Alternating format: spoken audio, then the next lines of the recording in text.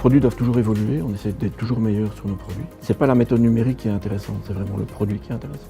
Ici, on a un exemple sur 2 générations d'avions qui ont été faites à la Sonaca. On a à gauche, quand on regarde de l'extérieur, les 2 structures sont relativement équivalentes. Par contre, si on regarde à l'intérieur de la structure, on voit que la structure de gauche, qui est la nouvelle, il y a beaucoup moins de pièces, donc on a gagné à peu près 30% de pièces entre les deux. Et on a été plus loin dans le dimensionnement. Et donc ça a permis de gagner de la masse sur nos structures. Si on fait la comparaison entre les 2 structures, il y a 25% de différence. Grâce aux méthodes numériques, on a pu faire du virtual testing. Numériquement, on peut évidemment avoir beaucoup d'imagination, on peut essayer des tas de choses. Et donc ça a permis notamment de développer les structures composites, permettant aussi d'alléger la structure.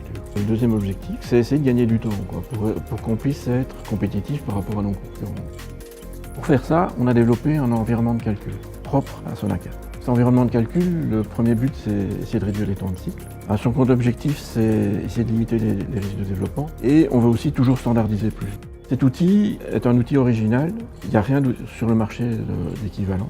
Et il est basé sur la capitalisation de, on dirait, 40 ans d'expérience. Plus qu'un outil, c'est on va dire un système qui va s'appuyer sur des outils existants, sur des logiciels standards. Mais l'originalité qu'on en a, c'est de pouvoir justement arriver à coupler tous ces outils très spécifiques dans un langage uniforme pour l'utilisateur. Ça permet à l'ingénieur donc de se concentrer vraiment sur les tâches les plus importantes, sur les tâches à haute valeur ajoutée pour lui. Le givrage en aéronautique est un risque majeur, pouvant engendrer une perte de contrôle partiel ou totale pendant les phases de décollage ou d'atterrissage, notamment via une modification de l'aérodynamisme des ailes et donc de la portance de l'avion. Ce risque engendre en moyenne 200 incidents par an et 173 accidents ont été recensés depuis les années 90. Pour le dimensionnement du système de givrage, nous avons 4 axes principaux pour lesquels nous avons à chaque fois une batterie d'essais et de simulation pour qualifier le système. Le premier volet correspond à la performance pneumatique. On doit pouvoir assurer un certain niveau de température et de pression pour pouvoir fondre la glace sur le bord d'attaque. Le deuxième axe correspond à la simulation de la creston de glace sur le bord d'attaque pour montrer que le système fournit suffisamment d'énergie pour évaporer la glace complètement. Le troisième axe correspond aux vibrations. Le tube Piccolo, comme tout système, est soumis à des vibrations suite à des passages de turbulence ou des pertes des pannes moteurs qui peuvent aussi avoir des vibrations importantes. Une des spécificités de la Sonaca, c'est de travailler de concert avec la structure et nous avons développé des outils qui permettent de communiquer entre nos logiciels de simulation de givrage et les logiciels éléments finis qui permettent de dimensionner la structure. Fonctionnant ainsi, on arrive à converger assez rapidement entre les requis système et les requis structure qui sont souvent contradictoires.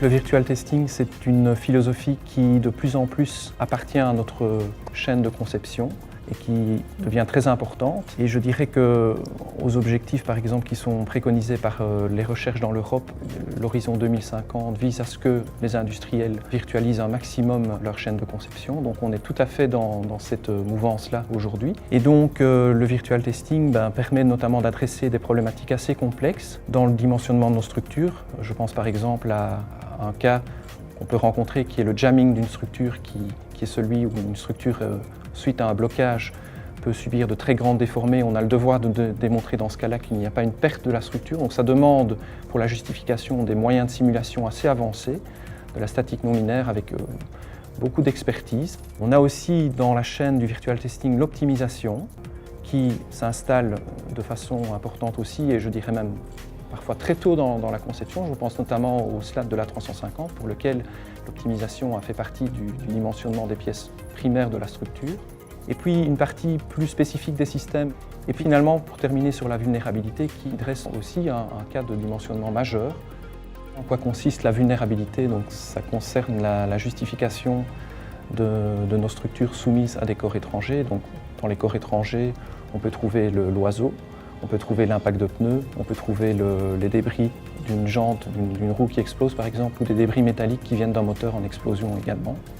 Il faut quand même reconnaître que l'impact d'oiseau fait partie de tous ces corps étrangers comme celui qui dimensionne fortement nos structures. Néanmoins, on peut aussi être confronté à des impacts à plus basse énergie. La chute d'un outil par exemple sur une structure composite conduit à des dimensionnements relativement importants de nos structures.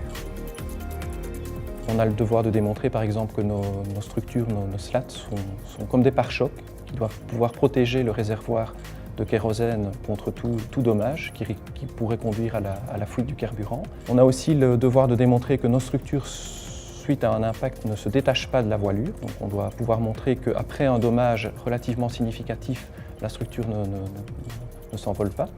Et puis certains systèmes critiques aussi qui sont logés dans la voilure doivent aussi être protégés.